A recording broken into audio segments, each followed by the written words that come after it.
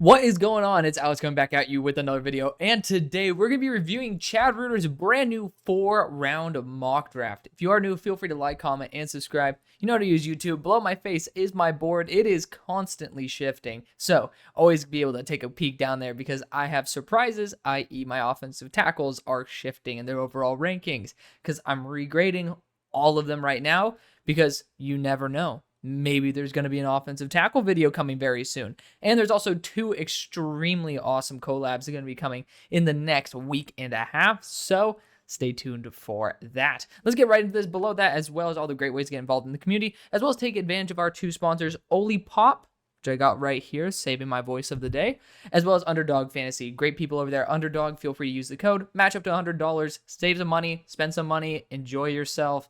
It's always making, honestly, sports games and the draft a lot more entertaining when you have a little bit more at stake. So, again, feel free to do that. Just transparency. I send your boy $50 every time you use the code. So, always helps. I love y'all.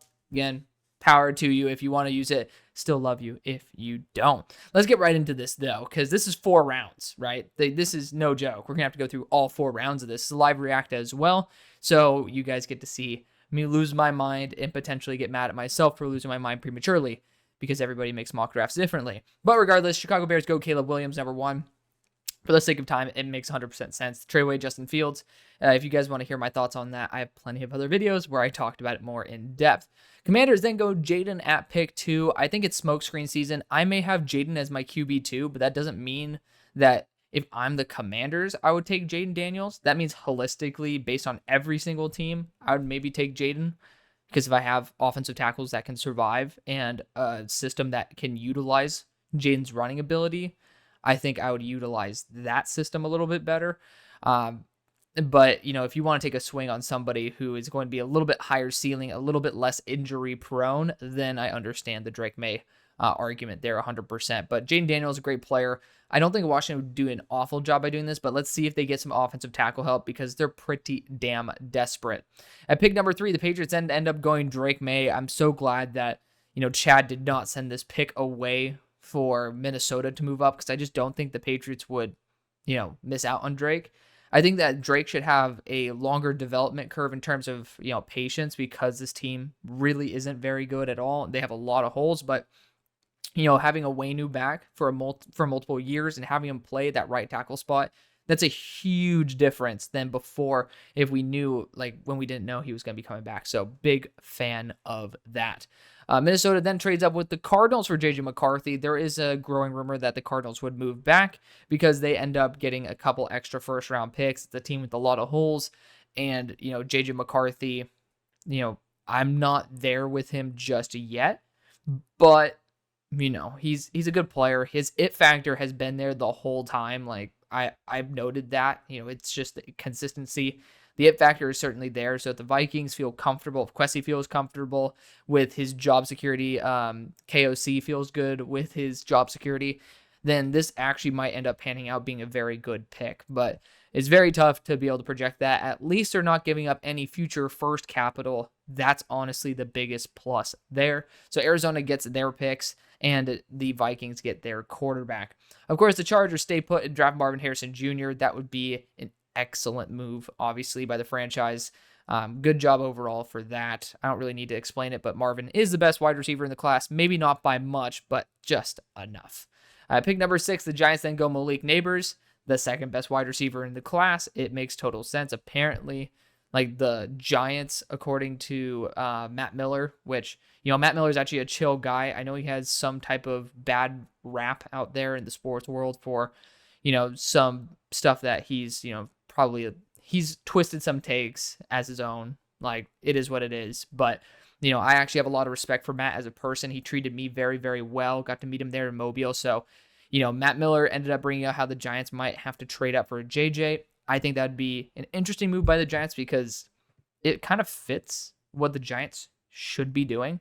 Like, allow a player with it factor to develop behind essentially who he would be without the it factor. So I honestly wouldn't mind it if, you know, JJ somehow gets to 6 and they're like, you know, we'll take him. But this is a great move nonetheless. I love it for the Giants. But remember, we have 4 rounds to get through, so let's not dilly-dally too much. I'm talking to myself. We got the Tennessee Titans going Joe Alt at pick 7. Just regraded him. And I guess this is going to be first thoughts. I'm going to obviously break this down a lot more in my offensive tackles video. But Joe Alt, he's a great tackle. I think he is an instant starter day one. But let's not kid ourselves here. He doesn't have many flaws, but the biggest flaw of all is that he has absolutely no power to his game whatsoever. I mean, the hand pop is not there. Like, he plays patty cakes. He receives contact rather than initiates it. You see a lot of these tackles go out and pop the defender before the defender is able to pop them. Joe Alt essentially receives that contact. It's also why he doesn't have very much pop in his hands. And, that's something that's very intriguing. But I think a defender with good length, good strength would be able to take full advantage of that. I don't like that. I like my offensive tackles being able to dictate the play a little bit more. And Joe Alt just simply doesn't do that. He's still a phenomenal player, but that's a big issue that I do have with him. Like, he couldn't deck Barrett Carter when he was pulling as an offensive tackle. Like, if you can't level a 220-pound linebacker, that does certainly concern me. Did end up showing out at the combine as a really good athlete, but not very strong there either, where he equaled in bench press to Michigan's running back Blake Corum. So that's my only issue with Joe Alt, but he actually fits the Titans perfectly. I think this would be great for them. Again, just that one big issue that I have with Joe, but everything else, like the actual play is there. Just, I think the ceiling is extremely capped because you're not going to have somebody that can physically dominate players. They might be able to match skill-wise, but physically, I don't know. Pick 8, the Cardinals. This is this is another trade. So the Falcons traded back with the Cardinals after the Cardinals traded back. So Cardinals went to 11. They ended up trading up to get Rome Odunze. Sloam Odunze, as the funny nickname went in the Discord. But Rome Odunze to the Cardinals. I feel like if you're going to go for a wide receiver this early, it's not worth adding pick 23. This would essentially, if I'm not mistaken, cost a minimum of a high third, if not a second round pick. So adding a first for losing essentially a second or a third doesn't really seem to be worth the teardrop of Marvin Harrison Jr. to Rome Odunze. Just personally not a big fan of that. Pick number 9, the Bears go Dallas Turner, best edge rusher in the class by a good margin. I have an edge rusher video out. Feel free to check that out. It literally was my last video uploaded, and it takes a lot of time to be able to go through those and be able to give you guys that content. So would love for that type of support. Dallas Turner's a great player, would be a one hell of a compliment there to Montez Sweat. Jets end up going Brock Bowers here at pick 10. Got Mike Williams. The tight end spot is a pretty big vacancy. I think Zach Kuntz would be like my dream to ascend into this spot, but that's a developmental pick, and honestly, Brock Bowers could work with Zach Kuntz anyways. Great blocker, really underrated as a blocker if we're going to be honest, but Brock Bowers is one of those generational pieces, so big fan of what he brings to the table. Jared Verse then goes to the Falcons at pick 11. It was a great move by the Falcons, but, I think that the Falcons aced it. I just don't think the Cardinals should have made that move. That's just me, though. But Falcons ending up getting Jared Verse would be an A+ move. You get some extra draft capital. You still end up getting your guy. Broncos go Bo Nix at pick 12. It's a bit early for me, even though I like Bo Nix quite a bit. There's a lot of anti-Bo Nix out there until people actually watch Bo Nix. I still think he should be a first-round quarterback. It's just, there's a lot of really good players. And I think Denver would be smart to move back and be able to get the guy, whoever falls between Penix and Nix, while also accruing extra draft capital. At pick 13, the Vegas Raiders go Tali Fuaga. Dude's an absolute beast. Obviously I'm a big fan of his game. But, the Raiders did end up losing their O-line coach, who I thought was phenomenal. That's a big loss. But Tali Fuaga would fit a massive need, especially if he ends up kicking into guard. Like, the thing is, you have guard tackle versatility with Tali, and we're getting there on his re-eval, but I'm doing all the left tackles first at the moment, and then we're going to be getting to right tackles. But I already re-evaluated these players at the beginning of the year. I look at their progression over the year. That's a big telltale factor for me as to how they'll end up playing in the NFL. At pick 14, the Saints go Olu Fashanu, Penn State offensive tackle. And it's tough to believe that they're going to take responsibility and actually be a good organization, admit that they're wrong with Trevor Penning. But, Olu Fashanu ended up grading out to be just the same grade as Joe Alt for significantly different reasons. Joe Alt, proficient, solid athlete. Olu Fashanu, relatively proficient in a lot of categories, but primarily an elite athlete who has some major issues. Like Joe All is the only reason he's tied with Olu Fashanu is because he has absolutely zero power.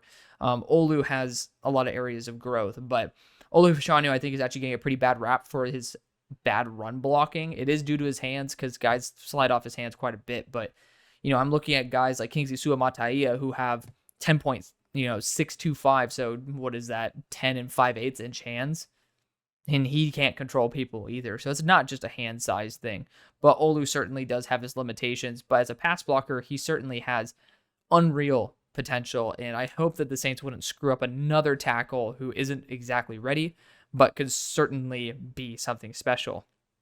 At pick 15, the Colts go Terrion Arnold, my number 3 player in the class, and now I can scroll down so that we can actually bring in some more names to the list.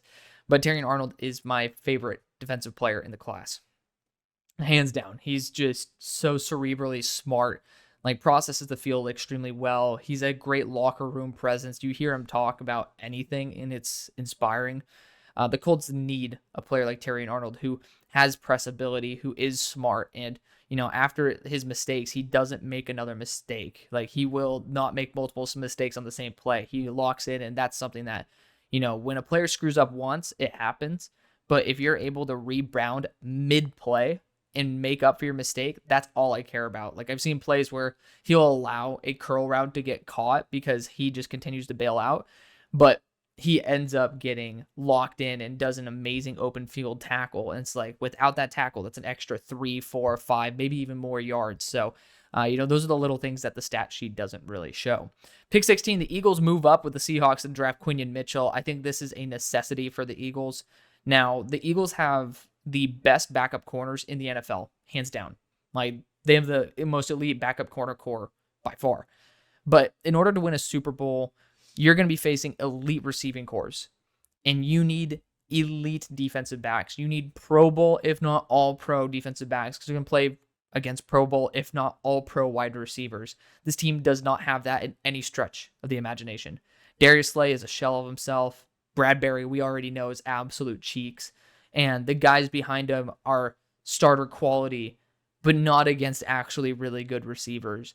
I was talking about this with actually James Foster from A to Z Sports. So we did a mock draft, so feel free to check that out on his show. But like, we were talking about how corner should be valued far higher than receiver, because if you have one bad wide receiver, you can ignore him, and that's not going to dictate really how a game goes. But you have one bad corner, one corner whose matchup is just absolutely like being destroyed by the offensive side, you're done. They're going to target that every single time. So I really don't understand why there's a lack of emphasis on the corner position with a lot of people, but that's why you end up seeing guys like Devin Witherspoon going so high, because you really do need to have an elite corner core to really push it far. So, speaking of the Seahawks, I think this is an excellent move for the Eagles. Maybe not the best in terms of zone coverage ability, but Quinion's actual very few reps that he has in press man, which again, not really a Vic Fangio thing, but the fact is he shows elite capability in systems that he's uncomfortable with, and that is a big plus for me. 17 Jaguars go Chop Robinson. That's way too early. I just did my edge rusher video. Chop is a DPR at best. He needs to be a third edge rusher, which he is on this team. But you're essentially having your first round pick when you don't really have an elite wide receiver, when you don't have elite corner play, which right now I don't really recommend going after a corner. But right now you have Brian Thomas Jr. and A.D. Mitchell on the board. It's a deep receiver class, but you need a wide receiver 1. And you're not going to be getting that any other time. You can get a third edge rusher that can develop into something special down the board. This is a foolhardy move in my opinion. I just totally disagree with it. But again, a lot of people love Chop Robinson, and I stepped on some people's toes, but I'm willing to do that in the pursuit of honesty. If I'm wrong, I hope I am. I'd rather be wrong about someone who I don't like than right, because good football is better than being right. Like, I enjoy watching good football players rather than hearing about them being an actual bust. Like, I don't give a shit about my ego. I'd rather have my ego be filled by players I love rather than players I don't. Bengals then end up going J.C. Latham, so super excited to do a re-eval on him. But, all the tape of the edge rushers I saw go up against J.C., it was almost like a Dr. Jekyll, Mr. Hyde situation where, You saw JC Latham be absolutely dominant on some plays, and then there's just others where he almost looked like he gave up. And there's a lot of that on his 2022 film. It got better in 2023, but giving up early on reps is something I've seen a lot of. It does concern me quite a bit. But the Bengals going after a upgrade at right tackle is never a bad thing, because Trent Brown is not going to be your answer. Like, tell that to Joe Burrow that, hey, we got you some help. It's Trent Brown. Yeah, he's going to request a trade. So at least you get to do that. Oh, this is some baloney. Come on. The Chiefs trade up with the Rams for Xavier Worthy. Like, come on. We wouldn't have done this before he ran his 40-yard dash. This is some BS, and we all know it. This is for the clicks. This is for the reactions, not for the clicks. This is for the reactions. This is obviously a load of BS. There's no reason Xavier Worthy should be ever selected this high in the first round. He ran a 4.21. Congratulations. Did you not know he was a fast wide receiver? What did it change about your evaluation except, oh, maybe he might be a little faster than the fast corners? Nothing. If they traded up for Brian Thomas here, A+. I think moving up, not a bad idea. But you do it in the pursuit of Brian Thomas or A.D. Mitchell. You do not do it in the pursuit of Xavier Worthy. There's a lot of really fast receivers out there that are unsigned right now. And you can literally go out and get Anthony Schwartz. I mean, he ran in the 4.2s as well. What happened to him? Was he worth a number 19 overall pick? Fuck no. So why the hell are you going after Xavier Worthy? He's a better player, but you're banking on this guy being a combination of Tank Dell with, you're essentially banking on him being Tyreek Hill, and that's just not the case. So not a fan of this at all. You'd really have to get somebody who has that unique body frame of being a true X, like the two guys who actually still are on the board in Brian Thomas as well as A.D. Mitchell. Pick number 20, the Steelers go Graham Barton. I just started digging into Graham Barton's tape because he is a left tackle, and even though I project him to guard, that's also why you see Jordan Morgan randomly exponentially increased up my board. He was in the 90s, boosted up to 15, because I'm now projecting him to be a pure guard, and I think this guy could be a superstar guard. Graham Barton might have a similar ascent. I got that initial eval from him, or that initial gut feeling. He's an awesome player.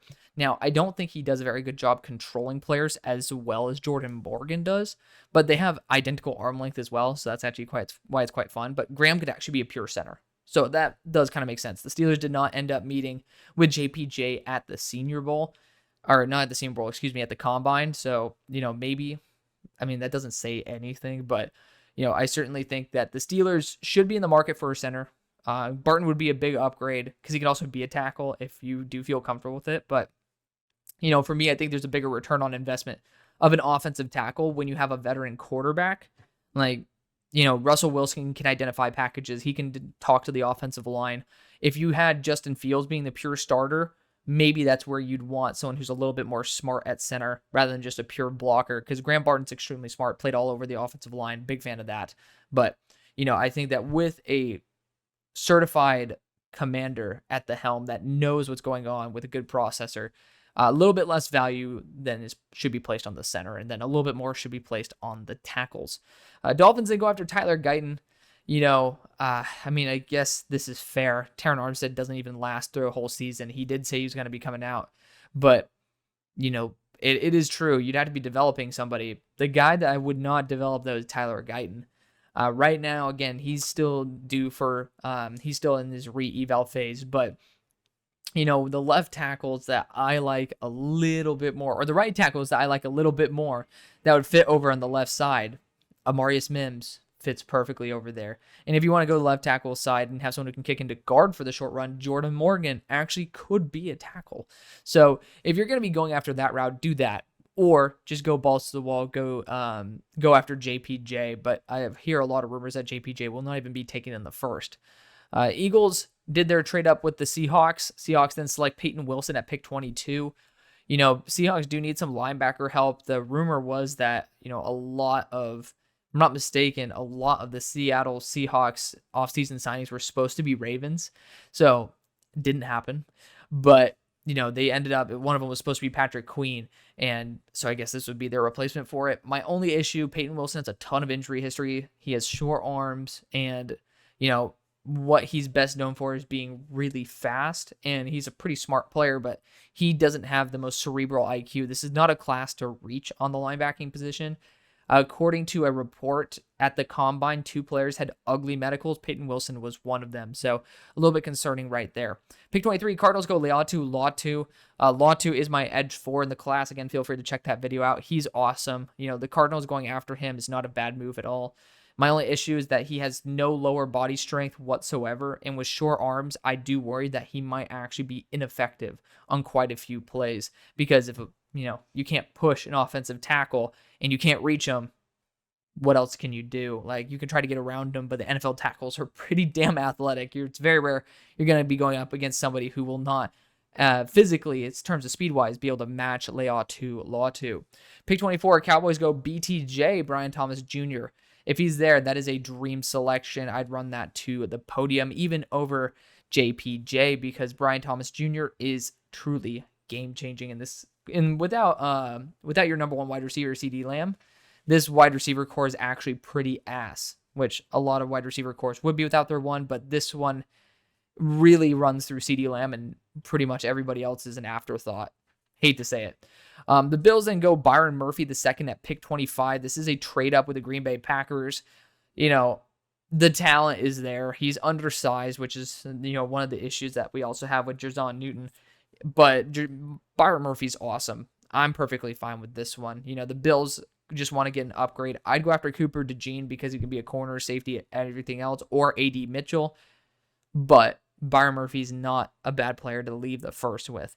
Pick 26, Tampa Bay Buccaneers go JPJ. They do need to have an upgrade or a contingency plan for Ryan Jensen, and this is a great one. Sua Opeta is there in case JPJ does not work at center, but I highly doubt that. Pick 27, the Cardinals go Nate Wiggins. Cerebral in terms of his processing, very similar to Terry and Arnold, but frame-wise, not there. Doesn't help out in the run game. He's not 173, he's at 182, but he's extremely fast, obviously in a straight line, very fluid.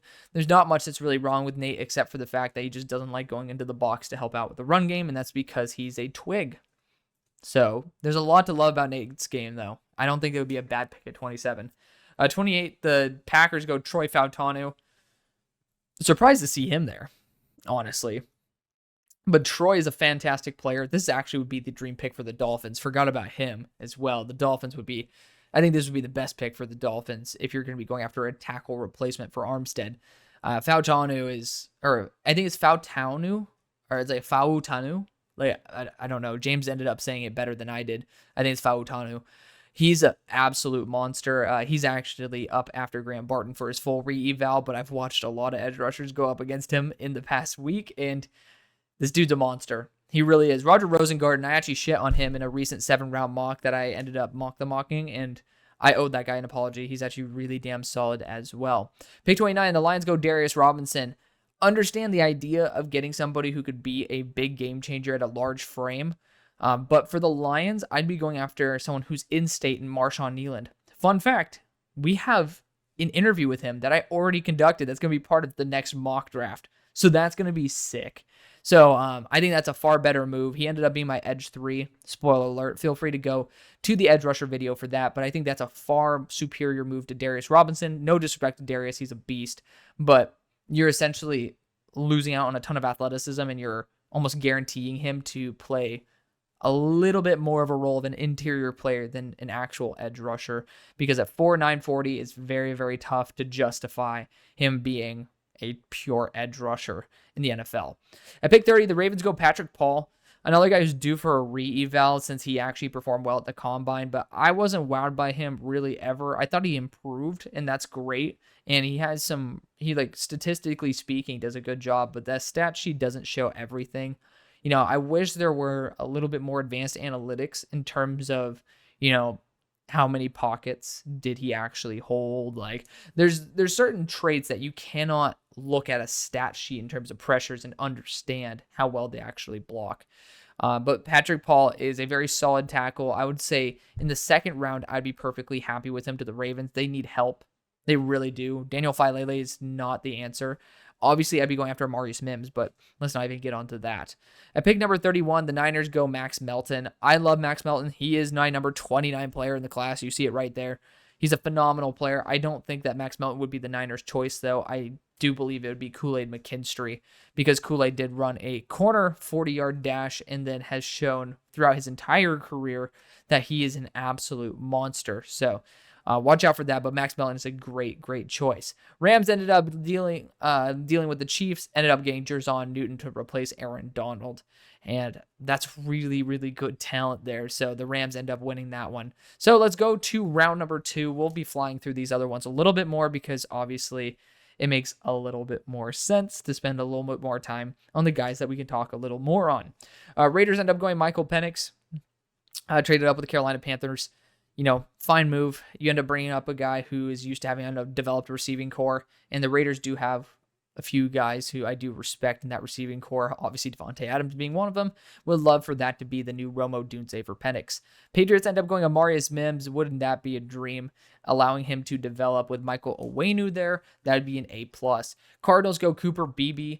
It's a little bit early for me at the moment. Again, I'm going to be doing my re-evals on interior offensive lineman very soon, but he's a very solid, he's been extremely consistent as well, very solid guard, so I wouldn't be too against it. I think defensive interior needs to be a little bit more of a priority than what Chad has done so far. Commanders go Jordan Morgan. I don't believe he's an offensive tackle, but the Commanders get a massive upgrade nonetheless. He is my number 15 player on my board now as a guard. At pick 37, the Chargers go Braden Fiske. He's the other player who had ugly medicals, according to that report. The report has not been confirmed nor denied, so TBD on that. But the talent-wise, Braden Fiske, also formerly of Western Michigan, is a very talented player. I just didn't really see it pop up on tape until the Senior Bowl, but again, that shows that he belongs on a roster. The question is, how long, or how high should you be selecting him? What role is he going to play? Not fully confident that Braden Fiske would be worth pick 37 in my book.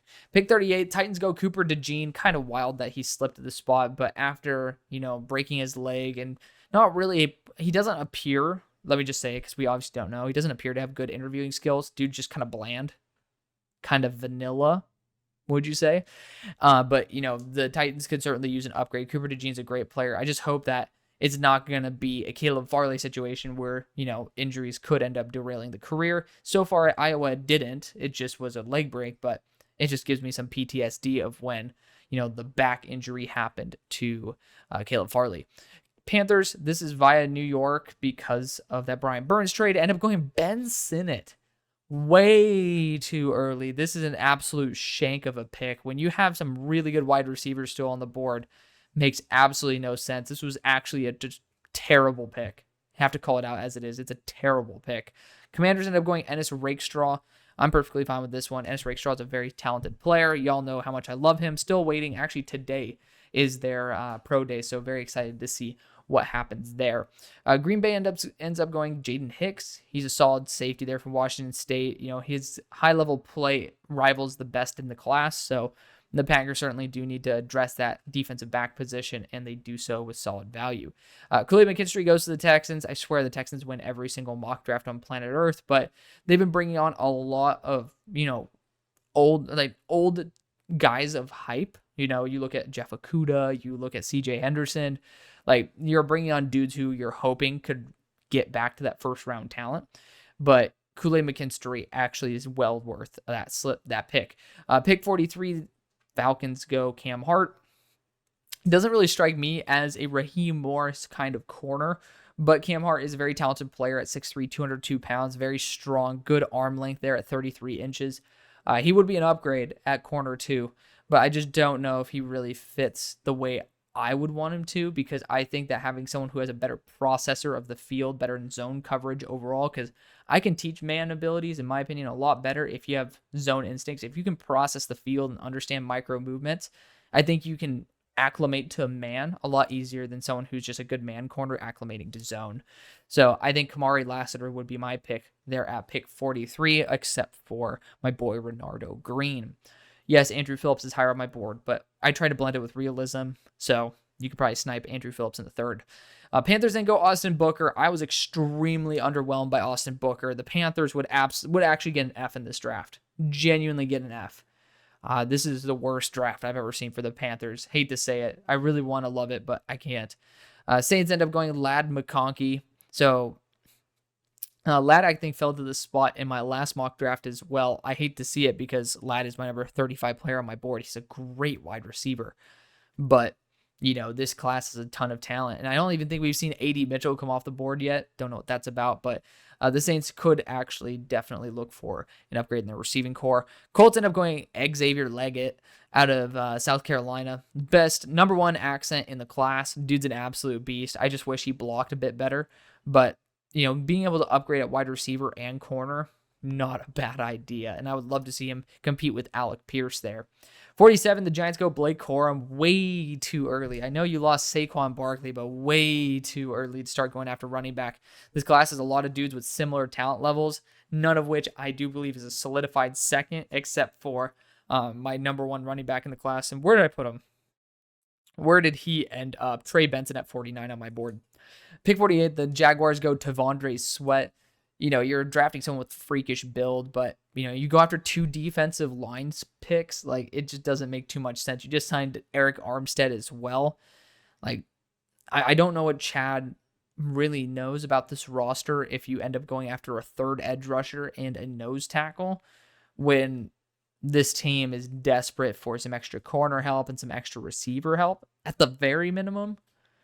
Makes no sense to me because A.D. Mitchell is still on the board. Let's not mention that, right? Like, let's not mention the fact that the Bengals end up getting it with the next pick.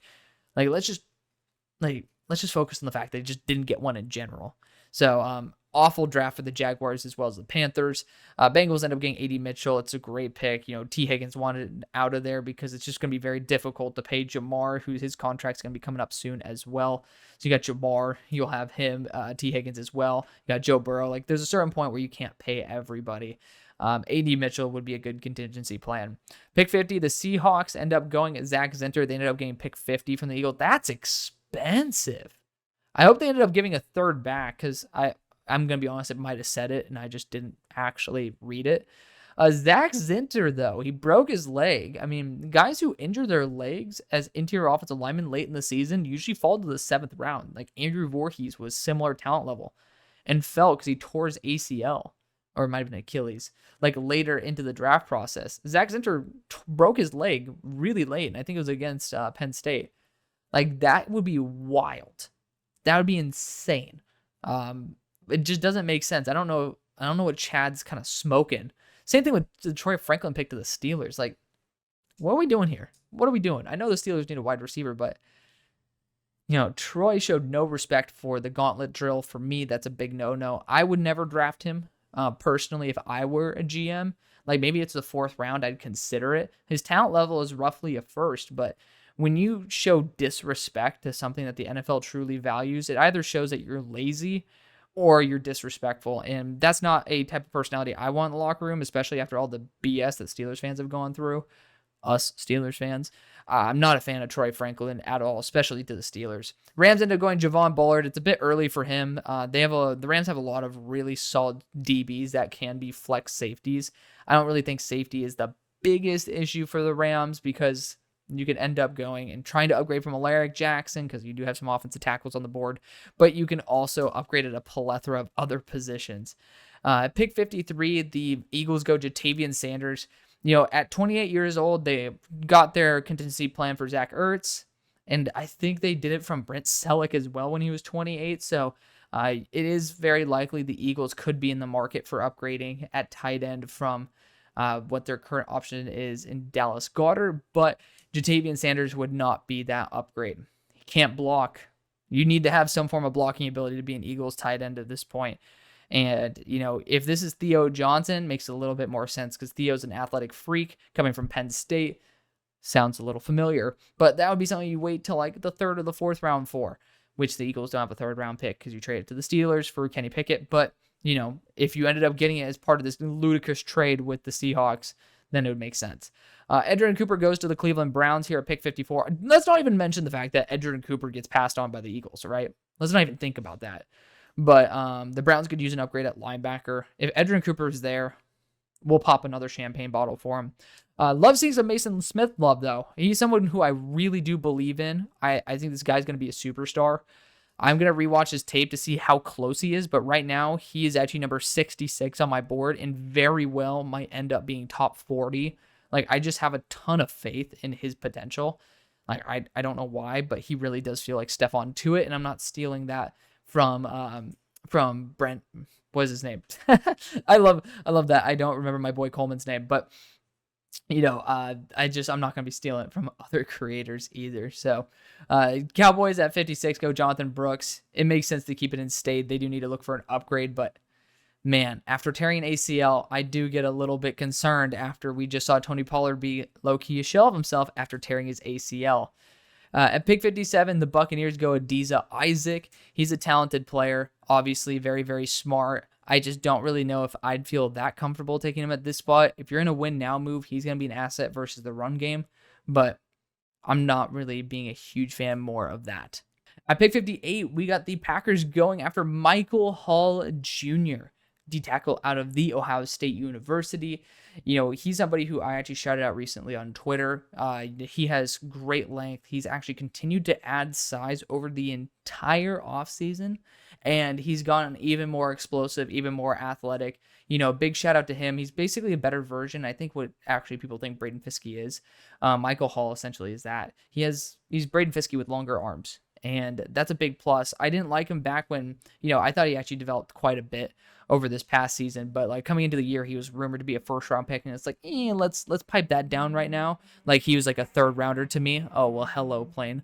But he was like a third rounder to me. I don't really think that he is like, I think now I would be willing to take him in the second. So Packers, I still think they haven't really addressed too much with their selection so far.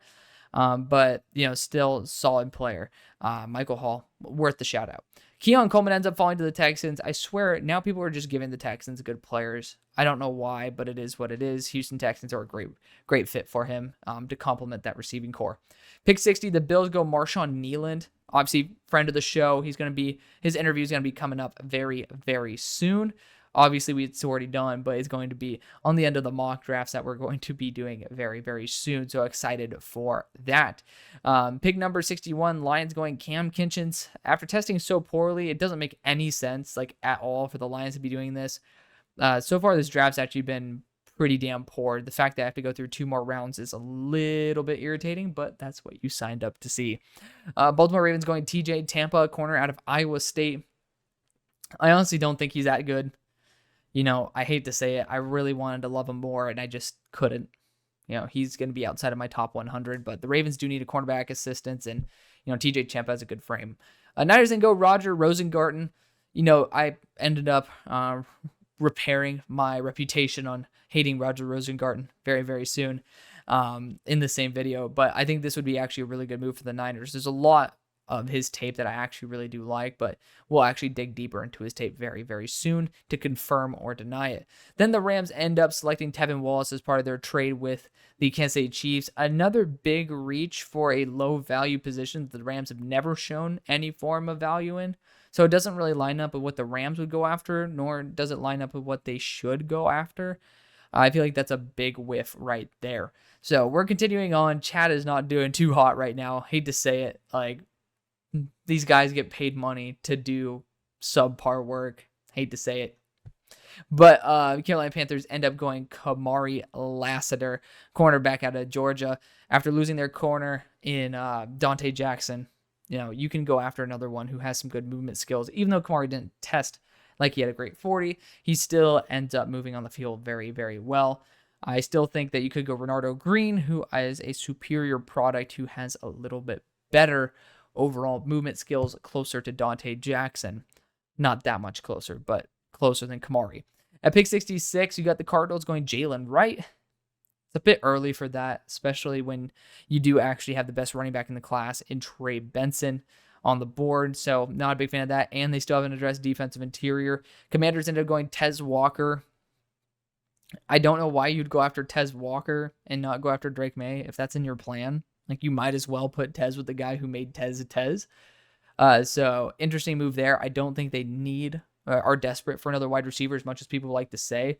The whole entire offense produced, but it didn't operate the way that we know those wide receivers can operate. So I think that we're starting to get a little bit ahead of ourselves in saying that they're pretty desperate for a weapon when they really shouldn't be. Patriots end up scooping Trey Benton up.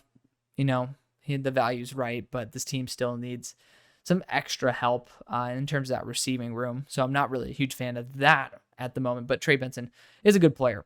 Pick 69, Chargers go DJ James, corner out of Auburn. He's a solid cornerback. I mean, he's been a guy who I actually respect his game. I don't think I'd do it at pick 69, but the talent is certainly worth a late third, so it's okay.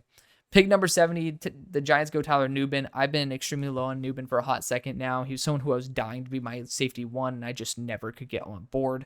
Hopefully he proves me wrong, but I just think he's too immobile to actually play at a high level in the NFL. And his processing, in terms of his run processing, is actually atrocious. He IDs runs way, way too late. And if you're coming from a very far position as a safety and you don't have movement skills, the very minimal that you can do is actually be in the right position at the right time. And if you're slow, processing and physically, you're not going to be there. So what good are you as a safety? Pick 71, the Vikings go Brandon Dorless. He's a solid defensive lineman. I'm not really against this one too much. So apparently the Cardinals ended up sending pick 71 as part of that trade. That's a bit rich. That is. Even though points wise it would add up, you still didn't factor in the quarterback tax. And this is really bad for the Arizona Cardinals now in retrospect. Not a fan of that trade at all. Vikings go after defensive interiors, not a bad idea, though. Jets end up going Jeremiah Trotter. They've had a solid linebacking core. That's just someone who you're going to develop. With Junior Colson still on the board, there's no reason on planet Earth to go Jeremiah Trotter. He's better in every single way. Detroit Lions go Jarrian Jones. Also makes no sense because you have Brian Branch who can play the exact same role. At least the good thing is Jarrian Jones is going to be a dog and he's going to be an addition to your team. You're kind of wasting his talent because you're not getting, it's just a bad move for Jarrian because he's going to be, competing with Brian Branch because they have very similar skill sets. Pick 74, the Falcons go Kingsley Suamataia. That's actually how you're supposed to say it, according to my boy James. And, this is closer to where I have him on my board now, but that's with me praying to God that he's going to play a right tackle spot because I don't think he can play left tackle. I don't think he can in the NFL. I don't know if he can play offensive tackle in the NFL. I have those concerns, but I'm just being optimistic about him developing because he actually did a pretty solid job at right tackle there the year before. Bears go Roman Wilson. He's honestly a really solid trio there with Keenan Allen and DJ Moore. This would be good value for Roman Wilson as well. Pick 76, the Broncos go Braylon Trice. Hopefully he gets back up to a solid body size because even if he were a 4'9" athlete at 275, it's a hell of a lot better than the 4'7" athlete at 245 after dropping 30 pounds. There was just no reason for it. Very confusing, but the Broncos could end up stealing a great talent who just made a poor calculated decision. Vegas Raiders go Johnny Wilson. That's fine with me. I mean, the value is incredible. He's a first-round player to me. His only issue is his drops, so I'm willing to take that. Commanders then go Cade Stover. It's a bit early for Cade. If you're going to be going after tight ends, I don't know why you wouldn't go after Theo Johnson, who's really solid after the catch and is a big-ass dude who's hyper-athletic. Pick 79, the Falcons go Junior Colson. Of course they do. Falcons end up winning this mock. Bengals end up going Brandon Coleman next. That's a bit of a reach. He's heavily unathletic. I didn't really see very much that I really loved, but TBD on his overall grade. Seahawks end up going Cole Bishop. This is the first good pick for the Seahawks pretty much so far. Cole Bishop's awesome. He's a really, really talented player who ended up showing out more athletically than we ever expected there at the combine. That was his one issue, and he ended up fixing it. Hopefully he wraps up a little bit more because I did see him kind of diving more than actually wrapping up. Pick 82, the Colts go Marshawn Lloyd, the dark horse running back of the class. As long as he stops fumbling, this dude could actually be the best one in the class. Rams then go Jalex Hunt out of HCU. It's a really, really early, in my opinion, for him. But to be fair, I haven't seen any all-22 of his tape. My opinion's never fully solidified on a lot of these guys unless I see some all-22 on them. Pick 84, the Steelers go Javon Foster, developmental tackle out of Missouri. If you're going to... I'd rather get a developmental center with Russ. I already talked about this with that first-round pick, so feel free to go back to have a little bit more in-depth description. But I'd rather go after a developed tackle or, someone who can actually start day one.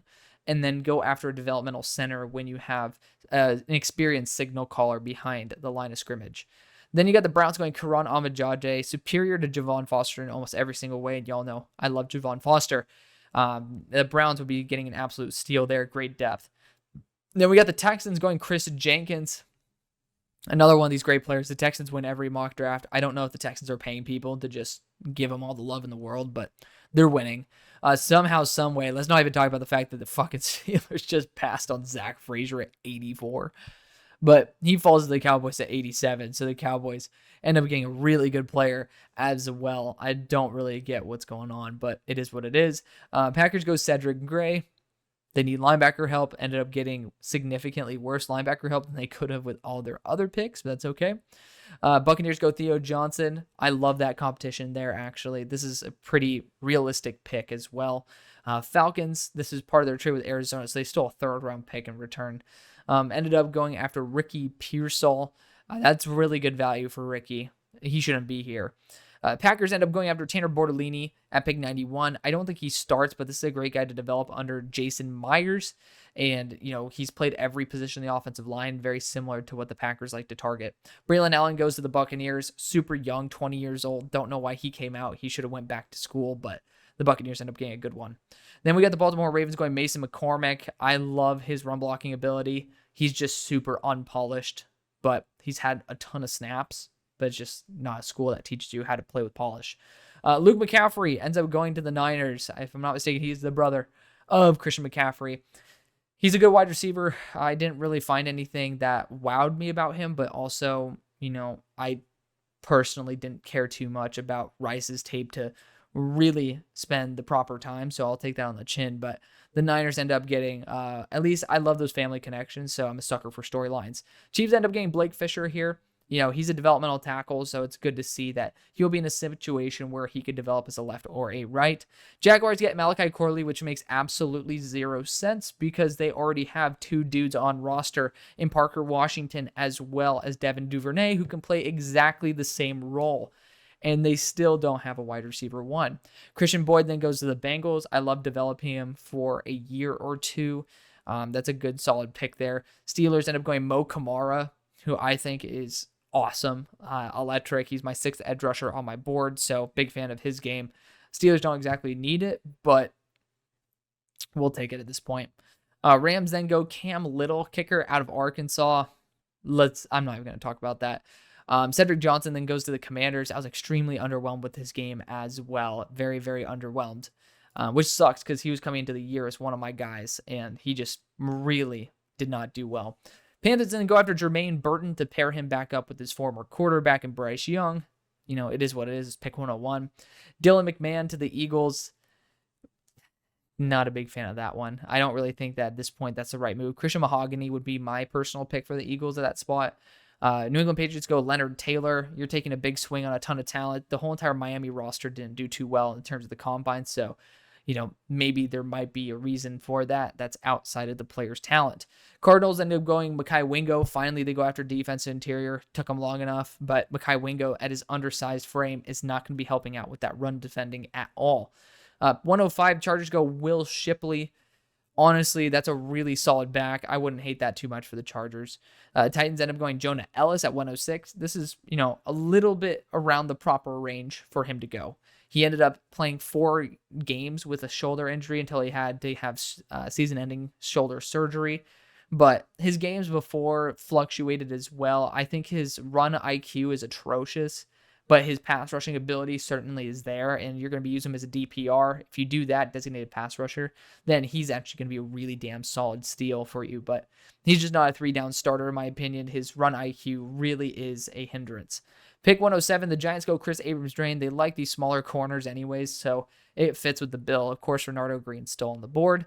Vikings go Christian Mahogany. It doesn't look like Reisner's going to be coming back, so this would actually be a pretty solid pickup for him. 109, the Falcons go Spencer Rattler. I love that. You can develop him for a couple years to succeed Kirk Cousins. I love that because also good personality there for him to look up to in Kirk. Chargers go Sataoa Laumea. I think that's it's 110. It's worth taking a swing on some offensive tackles, so I'm not going to shame it too much. Jets end up going Chris Braswell. He underwhelmed me quite a bit, but this is a really solid range for him to go. The Jets get a very good replacement for Bryce Huff. Panthers end up going Xavier Thomas. So finally, the Panthers are starting to make some better moves. Xavier Thomas is my edge 5 on my board. Ravens end up going Jalen Polk at 113. Ridiculous value, but also Jalen Polk isn't the most awe-inspiring athlete in the world. He's explosive, but not extremely fast. And his route running is extremely underdeveloped. But, great blocker, someone who I have a lot of respect for. I'm still going to have him probably around my top 100. Kyrie Jackson then goes to the Jaguars. He's a little bit older. He's a press corner, so it does fit the bulky system. Just waited way too long, but also the corners fell way too far. Bengals end up going Kalen Carson, who's a top 40 player on my board. I'm a big fan of that for obvious reasons. Jaguars end up going after Walter Rouse, so backup tackle there last year to Anton Harrison to be able to be a backup tackle, which you do kind of need those. And on a team like this, which they still don't have an actual legitimate receiver, hate to say it, at least you're going after something that can help out the roster. Bo Braid then goes to the Indianapolis Colts. I'm still going to go through my safety re-evals for some of these guys. I probably won't ever even put out a video on the safeties just because I don't really like the safety class too much. And, personally, I don't like putting out videos when I actually am not passionate about the product. Seahawks go Ruka Rorho. He is a top, 45 player on my board? 47. He's the top 50 player on my board. This is great value for him. Steelers end up going Mikey Sainer still. Going after a slot corner, not a bad idea. Super underdeveloped, but an electric fireball and great when it comes to blitzing and man coverage. I'm a big fan of that. Eagles go Malik Washington. People have him as my guy. I just never really fell in love with him. So the Eagles need a wide receiver 3. This is solid value for it. Broncos go, man, I forgot what his actual other name was, but corner out of Mississippi State, Richardson. I never was really wowed by his tape, but we'll see about that. Bears go Christian Haynes. I obviously have as my number 33 player. You know how I feel about that. It's a great steal. Texans go Deflon Ulufosho to back up Azeez Al-Shaair in the gang. I think he can actually start over Henry Te'o.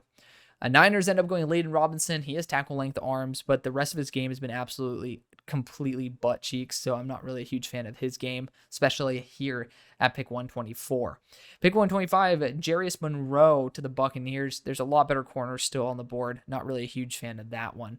You actually get to see Tyron Hopper was not regraded right there in terms of his overall position, but he is at 80.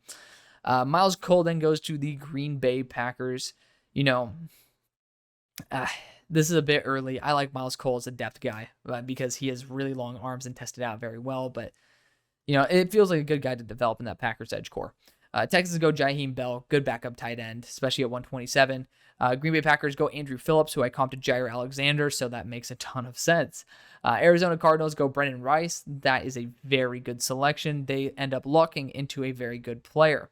Then the Baltimore Ravens go Jalen Harrell. It's just a depth guy. Then we got the Chiefs going Curtis Jacobs, who is actually one of my dark horse players in the class. He's getting a re-eval very soon, though. Niners go Jared Wiley, another one of my favorite players. When you look at the Niners, they actually don't really have a good succession plan there for George Kittle, who's coming up on a contract next year. Bills go Kalen Bullock at 133, my number one safety in the class. So you know what I think there. Jets go DTD out of Tech. He's a very solid safety. The Jets could certainly use a developmental safety like him on the roster.